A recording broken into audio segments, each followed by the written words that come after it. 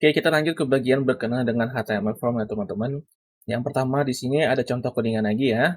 Kemudian kita fokus ke bagian keterangannya dulu. Yang pertama adalah sebuah form harus berada di dalam elemen form, termasuk buttonnya. Jadi kalau seandainya ada form di luar tag form, itu berarti kemungkinan formnya dilapisi oleh JavaScript.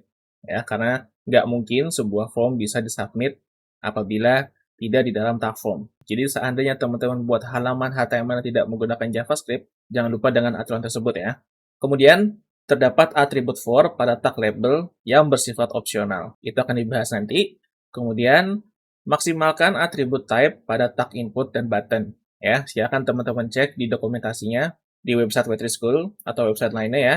Di sana ada beberapa type pada input dan buttonnya. Kemudian, buatlah atribut name yang singkat dan jelas untuk tag input. Kemudian, sebaiknya mengikuti aturan penulisan kelas dan ID. Ya, jadi kalau misalkan di sini teman-teman, misalnya bikin form, emailnya lebih dari satu ya. Di sini kan hanya ada satu email nih. Ternyata di kasus teman-teman harus bikin emailnya lebih dari satu. Misalnya email yang kedua untuk melakukan backup. Kalau misalkan usernya lupa dengan email satu. Misalnya seperti itu ya.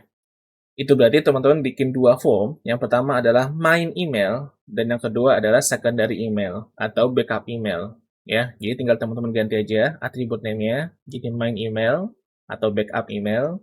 Itu udah cukup jelas banget. Hati-hati ketika membuat singkatan untuk atribut name, jangan sampai menyusahkan tim. Ingat, kembali ke kesepakatan tim masing-masing. Ya, kemudian atribut method, action, dan target menyesuaikan sesuai dengan kebutuhan. Jadi di sini ada atribut method, action, target.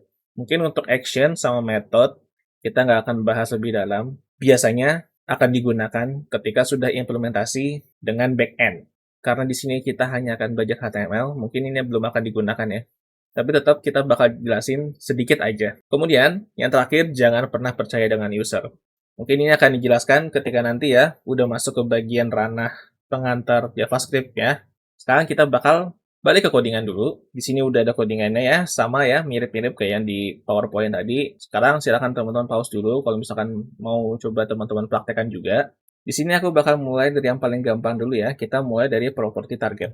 Kita tulis sini target ya. Kita bikin menggunakan value blank. Kalau misalkan teman-teman nggak tulisin target, defaultnya dia akan menggunakan self. Kelihatannya seperti apa, kita bakal coba sekarang. Ini di save dulu, kemudian kita klik kanan, refill in file explorer, kita buka di browser. Ya, di sini ada form sederhana, mungkin aku zoom deh biar kelihatan. Aku bakal coba misalnya nama lengkap asal aja lah ya. Kemudian klik daftar. Teman-teman bisa lihat, ya ini aku zoom lagi. Kenapa zoomnya ke reset? Karena browsernya buka tab baru. Teman-teman bisa lihat di sini. Nah, tabnya ada dua ya. Yang pertama adalah index tadi, halaman yang ketika kita akan melakukan submit. Kemudian yang kedua adalah hasil dari halaman submitnya. Di sini bisa kelihatan ya, ada perbedaan di bagian URL halamannya ya. Sebelum kita submit tadi, nggak ada tuh ya.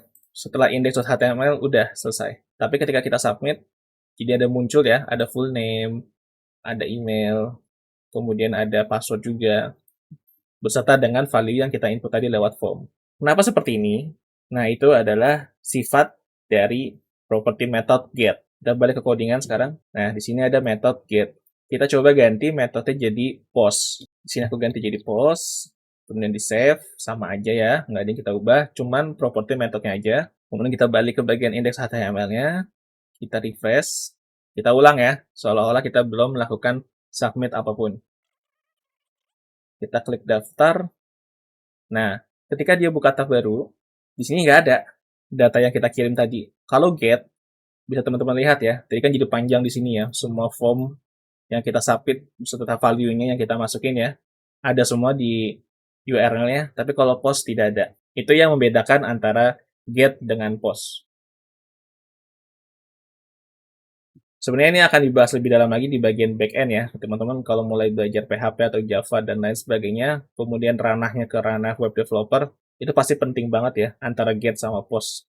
Tapi untuk HTML, hanya seperti ini aja. Kita nggak bisa olah lebih jauh, karena memang HTML hanya untuk pengantar datanya saja. Dia hanya menyediakan formnya saja. Dia tidak bisa mengolah data yang sudah disubmit oleh user. Ya, karena HTML bukan bahasa pemrograman ya, jadi dia tidak bisa melakukan hal itu. Dan method itu sebenarnya nggak cuma get sama post ya. Kalau misalkan kita hover di sini ya, ada get, ada action, ada dialog. Yang paling sering kita pakai adalah post sama get. Jujur aja aku belum pernah sih pakai action sama dialog. Selain post, get, action, sama dialog, sebenarnya masih ada lagi yang benar-benar HTTP method ya. Ini kan action sama dialog keperluan HTML ya. Tapi kalau untuk HTTP method, itu ada lagi selain post sama get. Kalau teman-teman belajar PHP atau belajar bahasa pemrograman lainnya, pasti bakal diajarin lah. Oke, itu untuk method sama target. Sekarang kita lanjut ke bagian actionnya ya. Kalau tadi, actionnya kan kita kosongin terus ya. Ketika actionnya kosong, itu berarti ketika user melakukan submit form, dia akan mengirim datanya ke halaman HTML itu sendiri. Lain cerita kalau actionnya kita tambahin. Ya, di sini aku udah tambahin satu something.html. Jadi di actionnya kita tambahin aja di sini something.html. Jangan lupa di refresh dulu. Nah, mungkin ketika refresh, tadi kan kita habis submit dengan metode post ya, otomatis notif ini akan muncul. Ini bisa dihiraukan dulu, karena memang behavior post seperti ini. Teman-teman klik continue aja, kemudian isi ulang formnya. Kemudian klik daftar. Bisa dilihat di sini perbedaannya ya. Dia buka tab baru, karena tadi kita menggunakan target blank. Teman-teman perhatikan di sini, tab baru itu mengarah ke something.html. Ya, jadi data yang kita submit lewat index.html itu akan diolah di something.html. Tapi karena kita tidak menggunakan backend sama sekali di sini, atau bahasa pemrograman lainnya ya, otomatis kita nggak bisa ngolah data yang disubmit lewat index.html tadi. Gimana kalau misalkan targetnya kita hapus? Jadi di sini nggak blank. Jadi defaultnya adalah self. Kalau seperti ini, hasilnya sama aja. Hanya saja, di tab yang sama, dia hanya akan pindah ke halaman something.html. Kita coba ya. Kita balik ke index.html, kita refresh dulu, kita continue aja. Isi lagi, kemudian klik daftar. Dia nggak buka tab baru. Dia langsung mengganti halamannya ke something.html. Ya, ini tadi tab yang bekas testing itu ya. Kita coba lagi biar afdol. Ini 1, 2, 3, 4.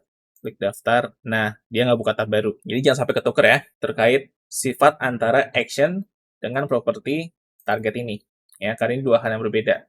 Jadi seperti itu ya, untuk pengenalan form HTML ini ya. Kita bakal lanjut ke perkenalan dengan HTML table ya, di video selanjutnya.